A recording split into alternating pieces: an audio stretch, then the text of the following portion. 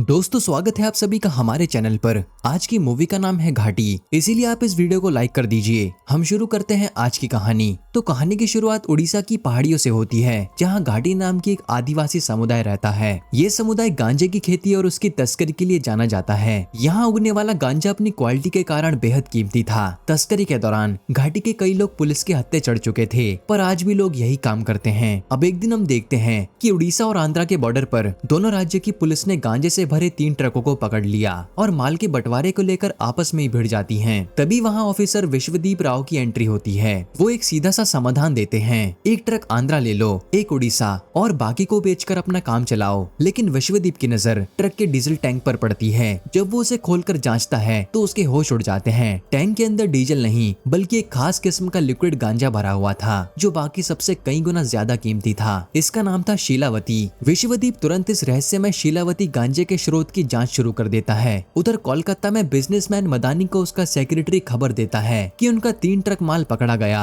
हालांकि ये माल मदानी के पास जा रहा था, लेकिन इसके असली मालिक 2 भाई थे, कस्ताला और कुंदुल, जो इस इलाके के गांजा माफिया थे। यहाँ वो हैरान थे कि पुलिस ने उनके लिक्विड गांजे को पकड़ कैसे लिया। फिर सच्चाई का पता लगाने के लिए दोनों भाई अलग अलग निकल जाते हैं। एक भाई बिजनेसमैन के पास जाता है और दूसरा खेती करने वालों के पास। अब शक के आधार पर ये कई लोगों को मौत के घाट उतार देते हैं। इसके बाद हम शीलावती नाम की एक बस कंडक्टर को देखते हैं, जो राजू नाम के लड़के से बेइंतहा प्यार करती है। राजू एक लैब में टेक्नीशियन का काम करता है। काम खत्म होने के बाद शीलावती राजू से मिलती है और दोनों घूमने जाते हैं। फिर यहाँ अगले दिन उड़ीसा पुलिस घाटी के लोगों से पूछताछ कर रही थी। तभी राजू वहाँ से कुछ पैसे देने पहुँचता है। पुलिस उससे पूछती है क्या वो भी यहाँ घाटी में काम यानी गांजे की तस्करी में शामिल है। एक गाँव वाला बताता है कि राजू अब ये काम छोड़ चुका है। वो बताता है कि एक बार अपने पिता के साथ तस्करी करते समय वो पुलिस की गोलीबारी में फंस गया था, जिससे उसके पिता मारे गए और पुलिस वालों ने राजू को खूब टॉर्चर किया। उस दिन के बाद उसकी माँ के कहने पर राजू ने यह रास्ता छोड़ दिया, इसीलिए पुलिस उसे कुछ नहीं कहती और जाने देती है। इधर ऑफिसर विश्वदीप उस गांजे डीलर तक पहुंच जाते हैं, जहां से उसे लिक्विड गांजा डिलीवर हुआ था,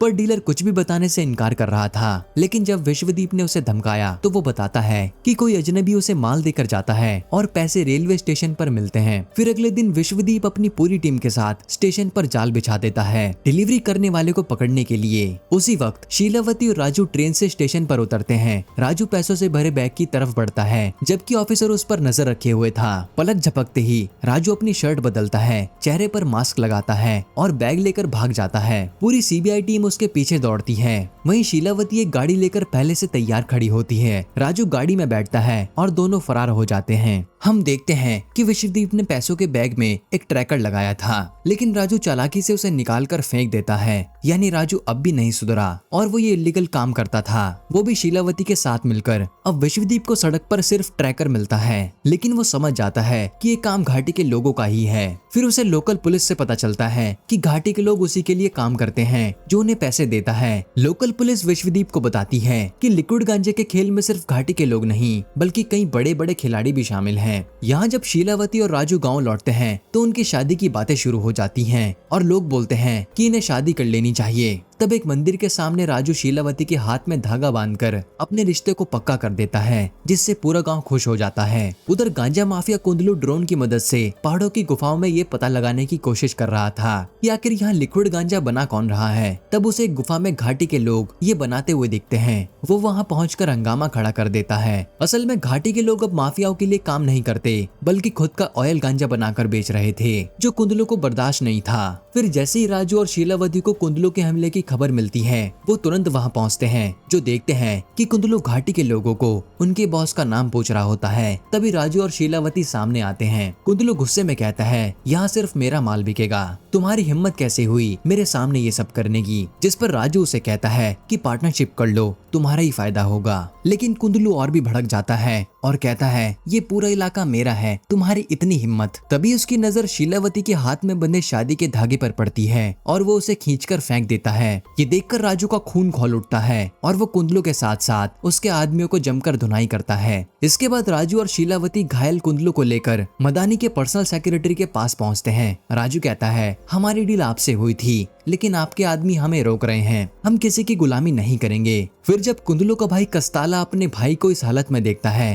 तो वो गुस्से से आग बबूला हो जाता है। वहीं राजू आकर कस्ताला को भी ऑफर देता है कि हमसे हाथ मिला लो वरना हम अपना माल कहीं और बेच देंगे। ये कहकर वो चला जाता है। फिर एक नेता उसे बताता है कि राजू और शीलावती का रिश्ता बहुत गहरा है, वो दोनों मिलकर साथ में कुछ भी कर सकते हैं, क्योंकि राजू जब छोटा था तभी से उसने शीलावती को बचाया था और तब से दोनों एक दूसरे की रक्षा कर रहे हैं। ये सुनकर कस्ताला कुछ सोचता है और फिर वो कहता है कि ऑयल गांजा बनाने का राज इन्हीं लोगों के पास है। ये कहकर वो घाटी के लोगों से मिलने जाता है और उनका ऑयल गांजा बनाने का तरीका देखकर वो दंग रह जाता है। राजू उसे बताता है कि ये नॉर्मल गांजे से 10 गुना ज्यादा असरदार है। फिर वो चखने के बाद कस्ताला और मदानी का सेक्रेटरी वो भी इसकी क्वालिटी की तारीफ करते हैं और पार्टनरशिप के लिए तैयार हो जाते हैं। फिर अगले दिन शीलावती और राजू की शादी धूमधाम से होती है, लेकिन तभी कुंदलू अपने आदमियों के साथ हमला कर देता है, क्योंकि उसे तो अपना बदला लेना था और हर तरफ लोग मर रहे थे। यहाँ लड़ाई में शीलावती घायल हो जाती है तो कुंदलू के आदमी उसे गाड़ी में डालकर ले जाने लगते हैं। तब राजू उनका पीछा करता है, लेकिन तभी दूसरी गाड़ी से आकर कस्ताला उसे जोरदार टक्कर मारता है। वो कहता है कि अब तू देखेगा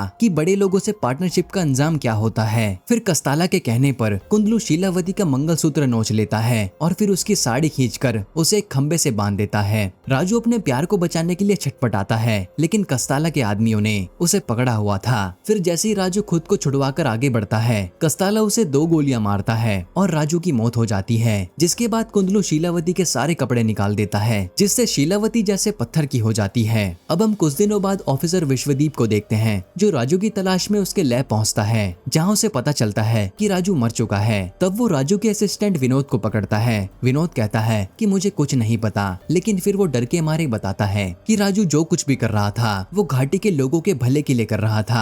उसने बताया कि कैसे स्कूल और अस्पताल बनाने के लिए उसे मिले हुए सरकारी फंड से कई गुना ज्यादा पैसा राजू ने सरकार को दिया है, ताकि वो लोग उनके गांव में हॉस्पिटल और स्कूल बनवा सकें। एक तरह से राजू रॉबिन हुड था, जो इन पैसों का अच्छा काम करता है। ये सुनकर विश्वदीप विनोद को ले जाता है। इधर शीलावती अपने पति राजू की कब्र पर जाती है, क्योंकि वो दुख बर्दाश्त नहीं कर पा रही थी। यहाँ से सीन फ्लैशबैक में जाता है और हम देखते हैं कि कैसे घाटी के लोगों की गरीबी और लाचारी देखकर शीलावती ने ही राजू को दोबारा ये काम करने के लिए मनाया था, क्योंकि घाटी के लोगों के बारे में कोई भी नहीं सोचता था और बड़े बड़े लोग घाटी के लोगों का बस फायदा उठाते थे। फिर प्रेजेंट में शीलावती कब्र के सामने दोबारा से अपना मंगलसूत्र पहनती है और फैसला करती है कि वो इस काम को कभी बंद नहीं होने देगी। फिर वो एक तैयार होकर ऑयल गांजा बनाने की जगह पर पहुंचती है, जहां घाटी के लोग कस्ताला के लिए काम कर रहे थे। कस्ताला के आदमी उसे देखकर उसका मजाक उड़ाते हैं, जिस पर शीलावती उन सब पर कहर बनकर टूट पड़ती है और एक एक आदमी को मौत के घाट उतार देती है। आखिर में वो उस जगह को आग के हवाले कर देती है। इसके बाद एक घायल आदमी ये खबर कस्ताला और कुंदलू तक पहुंचा देता है। ये सुनकर वो शीलावती को मारने के लिए चल देता है, लेकिन कस्ताला उसे रोककर लोकल पुलिस को एक्शन के लिए कहता है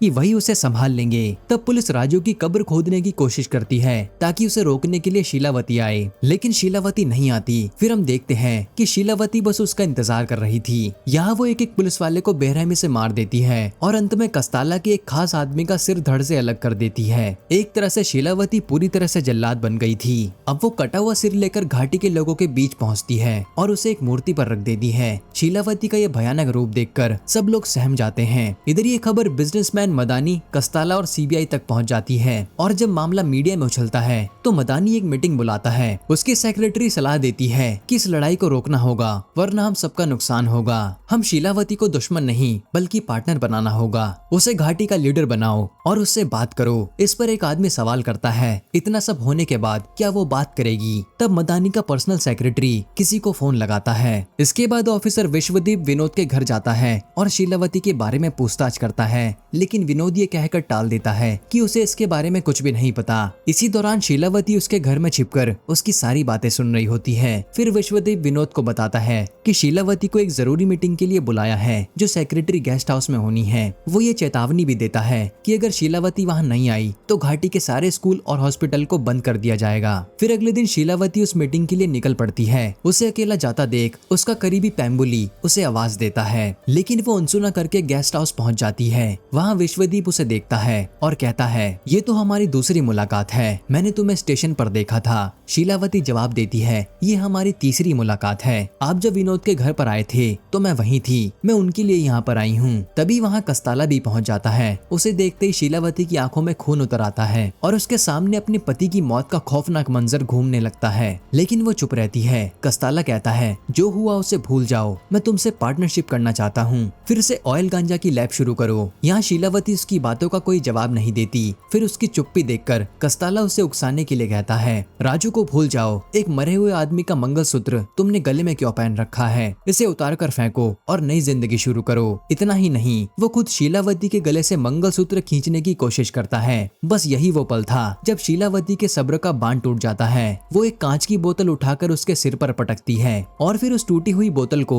उसके गले में घोंपकर उसे वहीं ढेर कर देती है। ये देखकर कस्ताला के आदमी उस पर हमला कर देते हैं। हालांकि शीलावती उन सब पर भारी पड़ती है। इसी बीच एक गोली उसे भी लग जाती है। हालांकि वो घायल होकर भी भागती है, लेकिन कस्ताला के आदमी गाड़ी से उसका पीछा करते हैं। फिर थोड़ा आगे जाते हैं। कस्ताला के गुंडे गाड़ी के टायर पर गोली मारकर उसे पलट देते हैं। जैसे ही दो आदमी शीलावती को खत्म करने के लिए आगे बढ़ते हैं, पेम्बुली वहां पहुंचकर उन पर गोलियां बरसा देता है और घायल शीलावती को एक सुरक्षित जगह पर ले जाता है। अब वहां उसके शरीर से गोली निकाली जाती है तो दर्द कम करने के लिए उसे गांजा दिया जाता है। नशे और दर्द की हालत में वो मौत के दरवाजे पर पहुंच जाती है, जहां उसे राजू दिखाई देता है। वहां राजू से कहती है कि तुम्हारी मौत के बाद मेरा दिमाग काम नहीं कर रहा, मैं बस सबको मारे जा रही हूँ। तब राजू उसे हिम्मत देते हुए कहता है कि तुम जो कर रही हो सही कर रही हो, तुम्हें ही घाटी के लोगों की किस्मत बदलनी है। फिर गोली निकालने के बाद पेम्बुली बेहोश शीलावती को गाड़ी में लेकर निकलता है तो देखता है कि कुंदलू के आदमी उन्हें हर जगह ढूंढ रहे हैं। वहीं कुंदलू अपने भाई कस्ताला का अंतिम संस्कार करके बदले की आग में जल रहा होता है। अब अगले दिन पेम्बुली शीलावती को लेकर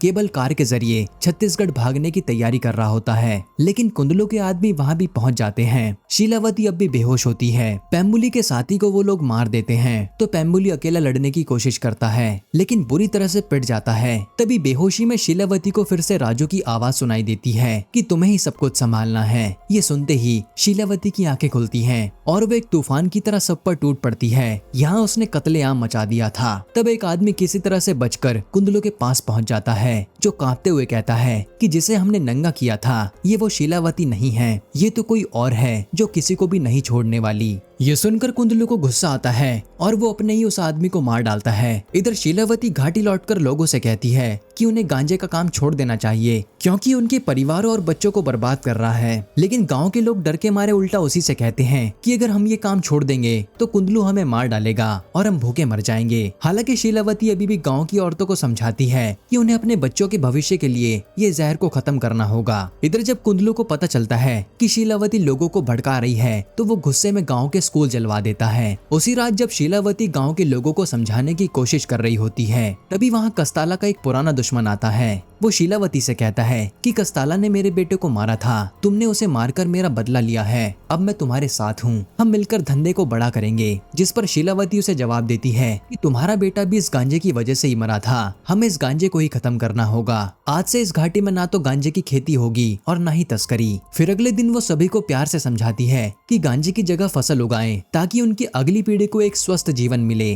बहुत सारे लोग उसकी बात मान जाते हैं और सब मिलकर गांजे की पूरी फसल को आग लगा देते हैं। ये देखकर कुंदलू का गुस्सा बढ़ जाता है और उसे शीलावती को मारना था। अब एक दिन विश्वदीप एक ढाबे में शीलावती को घेर लेता है, लेकिन शीलावती के चाहने वाले उल्टा उसी की टीम को बंदी बना लेते हैं। तब विश्वदीप उसके पास आकर बैठकर कहता है कि पहले तुम गांजे के पक्ष में थी, लेकिन अब खिलाफ हो गई हो। शीलावती कहती है कि मैं घाटी के लोगों के लिए लड़ रही हूँ, इसीलिए मुझे कोई रोकेगा तो मारा जाएगा। इस पर विश्वदीप एक चौंकाने वाला खुलासा करता है, तुम्हारे पास जो पिस्तौल है वो मेरी है। जब तुम दुश्मनों से घिरी थी तो तुम्हें बेहोशी की हालत में मैंने बचाया था। फिर वो कहता है कि हमें ऑयल गांजे की सप्लाई करनी चाहिए, लेकिन शीलावती साफ मना कर देती है। इधर कुंदलू घाट पहुंचकर सबको गांजा डिलीवरी करने का हुक्म देता है और अब सब लोग मना करते हैं तो वो कई लोगों को बेरहमी से मार डालता है। फिर जब शीलावती वहां पहुंचती है तो खून और लाशें देखकर वो टूट जाती है। उसे पता चलता है कि कुंदलू बाकी लोगों को जबरदस्ती ले गया है। इसके बाद शीलावती अपने लोगों के साथ सीधा कुंदलू के अड्डे पर पहुंचती है, जहां से माल सप्लाई हो रहा था। ये पता चलते ही कुंदलू शीलावती को ढूंढते हुए वहां पर आ जाता है। शीलावती उसके सामने आकर घाटी के लोगों से कहती है अब मुकाबला करने का वक्त आ गया है, लेकिन लोग डरे हुए थे।